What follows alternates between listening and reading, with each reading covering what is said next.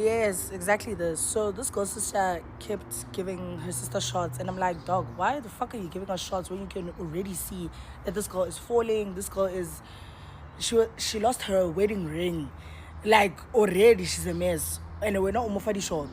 Like, what the fuck is going on? So that's why I was upset at this girl because, like, what the hell? This is your sister, and then you are still, instead of taking her home, you are just being like that. That's why I was upset. Hello Mzansi, welcome to Umgosa Mzansi. If today is your first time visiting this channel, please do the right thing and click the subscribe or button. Kune video lesekuletheko lapha enkundleni yokuxhumana la sibona khona Sima athetha nemantombazane laphana at a certain club akwatile Sima khomba nangetandla abukele intombazane laphana sibona ukuthi angamqimba phansi ngesibhakela kayi-1 vele because she was so fuming, she was so angry.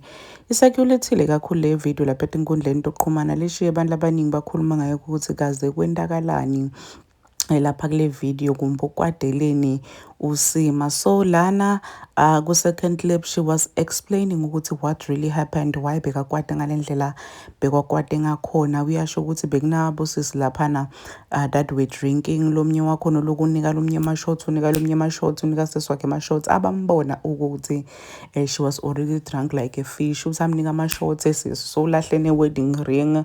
Uthi njena beseka imess girl, into le beyimqaka ukuthi kungani sesi wakhe aluka bhizi amhlohla ama-shots ambona kahle sesi wakhe ukuthi so mandi akasakhoni lutho. Uthi that's why bekakwatile waya laphana wayobuta le ntombazane ukuthi like wendani, what are you doing, why wenda sowubona ukuthi sesi wakhe akasakhoni lutho, akasakhoni wendani iring yakhe emshado uyilahlile because of being drunk. Wena ulokhu uyaqhubeka umnika ama-shots kanjani manje? Abantu abaningi bamvumile kuSima bathi cha, Sima liqiniso lolo lishoko wena you are a girl's girl. Some were dragging uSima lapha etinkundleni yokuxhumana basho ukuthi ayibogele wena bowuhlanganaphi naloko bowungenaphi, kungimanje nje usengingenateje ezinhle for calling her husband inja.